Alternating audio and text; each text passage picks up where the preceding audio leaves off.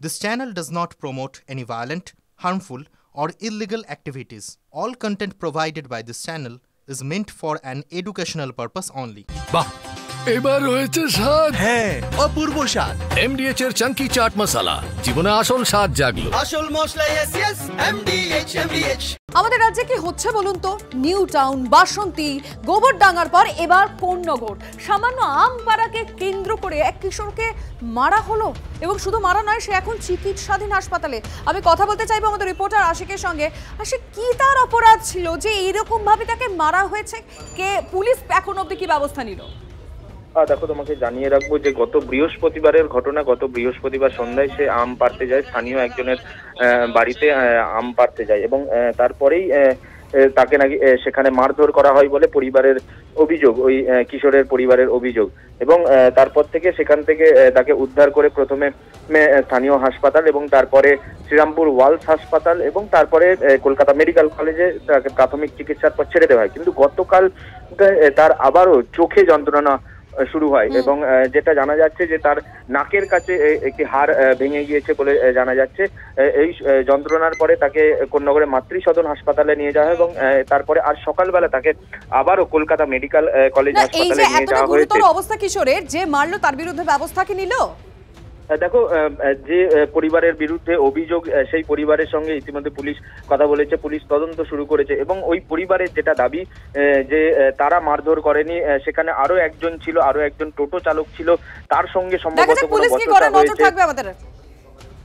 ঘটনাটা ঘটেছে দাদা, ও একটু আম পাড়তে গেছিল, দুটো বাচ্চা, একটা বাচ্চা নিচে ছিল, একটা বাচ্চা উপরে আম পাড়ছিল। ওই বাচ্চাটা পালিয়ে গেল ওর ভয়ে, ওকে বাঁশ দিয়ে তাড়া করলো। তারপরে আমার নাতিটা উপরে ছিল, দুটো আম পাড়তে গেছে, ও ভয়ে চোটে নিচে পড়ে গেছে, পড়ে গিয়ে পরে ওকে মারধর করেছে বাড়িওয়ালা, যার আম গাছ। তারপরে উনাকে মারতে মারতে বাইরে নিয়ে গেছে। ওদিক দিয়ে টোটোওয়ালা ওদেরই, ওর জানাশোনা টোটোওয়ালা ঘুষি দিয়ে নাতিটাকে মেরেছে। কে মেরেছে? টোটোওয়ালাটা এখানে কোত্থেকে এলো? টোটোওয়ালা কোন থেকে আসলো? ওর বাড়িতে বলছে ভাড়া থাকে। বাড়িতে ভাড়া থাকে, মানে বাড়ি এবং বাড়ির ভাড়াটে তারা হচ্ছে মেরেছে ওকে।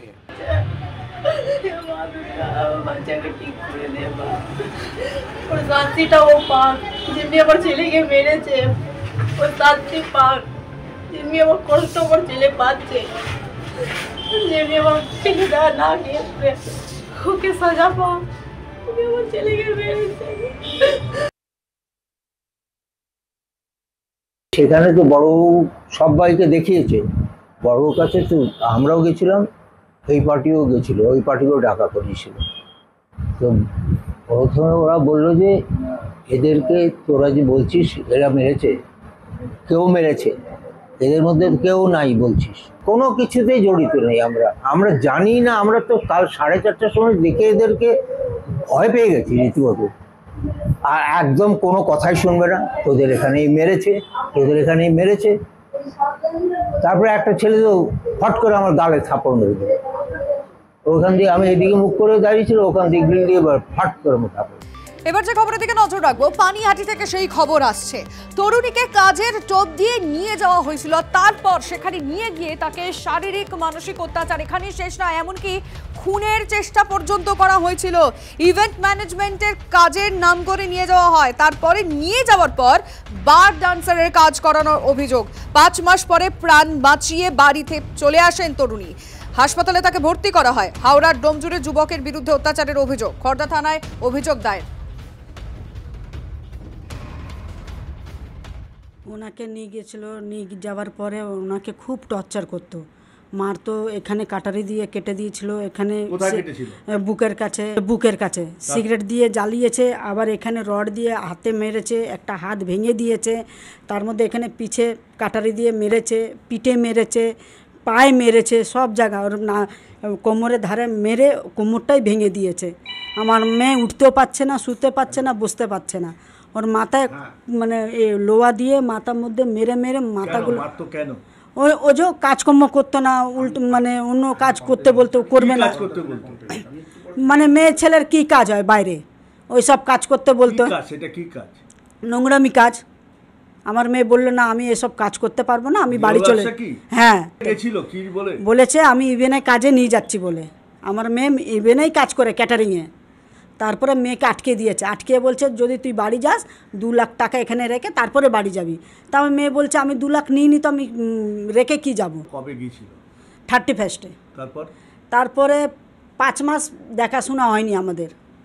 তারপরে একবার ফোন করেছিল আমার মেয়ে, ওকে এসব রড দিয়ে মেরে কুন্তি গরম করে পুরো গালগুলো পুড়িয়ে দিয়েছিল। তা আমার মেয়েকে বললাম মা এইগুলো কি হয়েছে? বলছে মা এসব দেখো আমাকে কাজের জন্য নিয়ে আসলো, এখন আমাকে বেরোতে দিচ্ছে না, আমাকে তালা বন্ধ করে দিচ্ছে। তা আমি বলেছি কোনো ব্যবস্থা করব না, ব্যবস্থা করলে আমাকে জান সে মেরে দেবে। আরিয়ানের মা বললো তুই যদি তোর মা বাবার সাথে সম্পর্ক রাখিস তোকে সারা জীবনের মতন কেটে দেবো। সিসি ক্যামেরা বন্ধ করে তালা পাশে ছিল, চাবিটা খুলে সকালবেলা পালিয়ে এসছে। কে সহযোগিতা করেছে? ও আরিয়ান দিদা। আরিয়ান দিদার কাছে গেছিল, বললো দিদা আমাকে 100 টাকা দেবে। তা বলেছে কেন মা? বলে হ্যাঁ তুই বাড়ি চলে যা, তুই বাড়ি গেলে তুই বেঁচে যাবি, নাহলে এই কেটে দেবে তোকে আজকে। শ্বেতা খান বলে কেউ কাজ দেবে বলে নিয়ে যাওয়ার পর ওখানে ওকে বিভিন্ন রকম নোংরা কাজ করতে বলে, যেরকম বারে কাজ করতে বলে, তারপর বলেছে নাকি সোনাগাছিতে বিক্রি করে দেবে, এই টাইপের কথাবার্তা ওকে বলেছে। তো বলার পর ও বলেছে যে আমি বারে কাজ করতে পারবো না। যখন বলে যে বারে কাজ করতে পারবে না, তখন ওকে বলে তখন বারে কাজ করতে পারবি না, তাহলে আমার বাড়িতেই কাজ কর। বাচ্চা মেয়ে অতটা কি কাজকর্ম জানে, যথারীতি কাজকর্ম করতে পারতো না বলে প্রচণ্ড মারধর করতো। এখনও বর্তমানে স্বাগত দত্ত হসপিটালে ভর্তি আছে। আমরা চাই যারা এরকম যেন ভারতবর্ষের কোনো মেয়ের সাথে না হয়, আর দোষীরা যেন উপযুক্ত শাস্তি পায়। যেই মেয়ে গেছিল সেই মেয়ে রিটার্ন আসেনি। চুল কাটা, মুখে অত্যাধিক মানে পুড়িয়ে দেওয়ার দাগ, মাথা ফাটা, হাত ফেটে গিয়ে রক্ত বেরিয়ে গেছে, ইভেন ভেঙে গেছে, কোমর ভাঙা, ঠিক আছে, গোপন অঙ্গে দা চালিয়ে ওখানে কেটে দিয়ে একাকার অবস্থা, মেয়েটা হাঁটতে পারছে না, বসতে পারছে না, চলতে পারছে না। এবার এটা দেখে আর আমরা বাড়িতে বসে থাকতে পারিনি, তখন আমরা প্রশাসনের কাছে যাওয়ার ব্যবস্থাটা করি ওনাকে নিয়ে। MDH চানা মশলা, এখন ছোলা হোক বা বরবটি দানা, সাদা চানা হোক বা কালো, সব রান্নাই হবে অসাধারণ।